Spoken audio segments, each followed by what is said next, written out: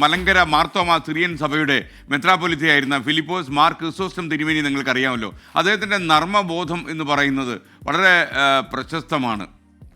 അദ്ദേഹത്തിൻ്റെ ജീവിതത്തിലുണ്ടായ ഒരു ചെറിയൊരു ഏടാണ് ഇന്ന് നമ്മൾ ചീന്തിയെടുക്കുന്നത്. വൈദിക ജോലിയിലേക്ക്, അതായത് അച്ഛൻ പട്ടത്തിലേക്ക് പ്രവേശിക്കുമ്പോൾ അദ്ദേഹത്തിൻ്റെ ജീവിതത്തിലുണ്ടായ ഒരു സംഭവമാണ്. അദ്ദേഹം വളരെ ക്ലോസ് ആയിട്ടുള്ള അടുപ്പക്കാരോടൊക്കെ അത് പങ്കുവച്ചിട്ടുണ്ട്. അദ്ദേഹത്തെക്കുറിച്ച് പുസ്തകത്തിലൊക്കെ അതുണ്ട്. ബംഗളൂരുവിൽ ദൈവശാസ്ത്ര പഠനം പൂർത്തിയാക്കിയ ശേഷം 26-ാമത്തെ വയസ്സിൽ ക്രിസോസ്റ്റം തിരുമേനി വൈദികനായി ചുമതല ഏറ്റെടുക്കാൻ യാത്ര പുറപ്പെട്ടു. തമിഴ്നാട്ടിൽ ഒരു സ്ഥലമുണ്ട്, ജോലാർപേട്ട. അവിടുത്തെ റെയിൽവേ സ്റ്റേഷനിൽ അങ്ങനെ കുത്തിയിരിക്കുമ്പോൾ പോർട്ടേഴ്സുമായി അദ്ദേഹം സംഭാഷണം ആരംഭിച്ചു.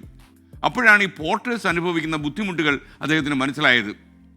അപ്പോൾ അദ്ദേഹം വിചാരിച്ചു, ഇവരുടെ ബുദ്ധിമുട്ടുകൾ നമുക്കൊന്ന് നേരിട്ട് മനസ്സിലാക്കണമല്ലോ എന്ന് കരുതി അദ്ദേഹം പിറ്റേന്ന് പോർട്ടറാക്കാൻ തീരുമാനിച്ചു. എന്നുവെച്ചാൽ പോർട്ടർ ആ ജോലി ഏറ്റെടുത്തു.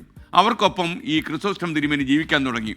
കൃത്യം 1 മാസം കഴിഞ്ഞപ്പോൾ വൈദികനാകുന്നതിന് പകരം പോർട്ടറാകുന്നത് നല്ല സൂപ്പർ പണിയാണല്ലോ എന്ന് കരുതി ശേഷമുള്ള ജീവിതം പോർട്ടറായി തുടരാൻ അദ്ദേഹം തീരുമാനിച്ചു. ഈ വിവരം അദ്ദേഹം സാക്ഷാൽ മെത്രാപ്പൊലീത്തയെ വിളിച്ചറിയിച്ചു.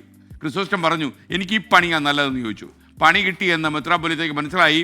ക്രിസോസ്റ്റം തിരുമേനിയോട് പറഞ്ഞു, വൈദിക സേവനങ്ങൾ നടത്താനാണ് നിന്നെ അയച്ചത്, അല്ലാതെ പോർട്ടറാവാനല്ല, ചുമട്ടുതൊഴിലാളിയാക്കാനല്ല നിൻ്റെ ജീവിതം.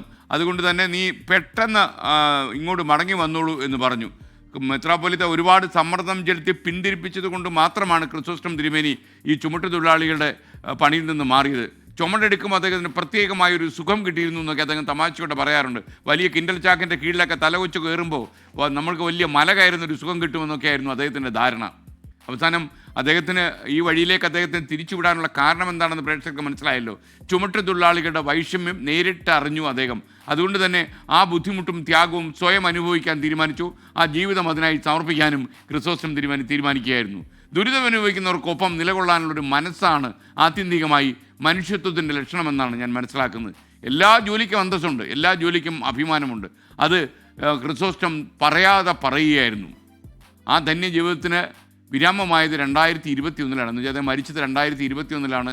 എന്നോടൊക്കെ അദ്ദേഹത്തിന് ഇഷ്ടവും താല്പര്യമൊക്കെ ഉണ്ടായിരുന്നു. മാത്രമല്ല എന്നെ കാണുമ്പോഴൊക്കെ അത്യാവശ്യം തമാശ പറയണമെന്നൊക്കെ അദ്ദേഹത്തിന് നിർബന്ധ ബുദ്ധി ഉള്ളതുപോലെ എനിക്ക് തോന്നിയിട്ടുണ്ട്. എന്നോട് പറഞ്ഞു, ഫലിതബോധം കൈവിട്ട് കളയരുതെന്നൊക്കെ ഒരു ക്രിസോസ്റ്റം തിരുമേനി പറഞ്ഞു. കാര്യം ചിരിക്കാനുള്ള കഴിവ്, അന്യരെ ചിരിപ്പിക്കാനുള്ള കഴിവ്, അത് അപൂർവമായി കിട്ടുന്ന ഒരു പുണ്യമാണ്. അത് കളഞ്ഞു കുളിക്കരുതെന്നാണ് ക്രിസോസ്റ്റം തിരുമേനിയുടെ അഭിപ്രായം. കാര്യം അദ്ദേഹം നല്ല ഒന്നാന്തരം തമാശകൾ പൊട്ടിക്കുന്ന ആളായിരുന്നു. വെടിവെട്ടത്തിലൊക്കെ വന്ന് പെട്ടാൽ അദ്ദേഹത്തിൻ്റെ ഒരു കമ്പക്കെട്ട് നമുക്ക് അനുഭവിക്കാമായിരുന്നു. അപ്പോൾ ക്രിസോസ്റ്റം തിരുമേനിയുടെ ജീവിതത്തിലുണ്ടായ കാര്യം എന്ന് വെച്ചാൽ മറ്റുള്ളവരുടെ ദുഃഖം സ്വയം മനസ്സിലാക്കി അതിൽ തന്നെ കുളിച്ചിറങ്ങാനുള്ള നമ്മുടെ ഒരു തീരുമാനം, ആ ത്യാഗം, ആ ധർമ്മബോധം, അതൊക്കെ ഏറ്റവും പ്രധാനമാണെന്ന് ക്രിസോസ്റ്റം തിരുമേനി നമ്മൾ ഈ അവസരത്തിൽ ഓർമ്മിക്കുന്നു. അതായത് ഒരു അന്യൻ്റെ ബുദ്ധിമുട്ട് മനസ്സിലാക്കാൻ വേണ്ടി ഒരു കിൻഡൽ ചാക്കിൻ്റെ കീഴിൽ കയറാനുള്ള ഒരു തല, അതായിരുന്നു ക്രിസോസ്റ്റം.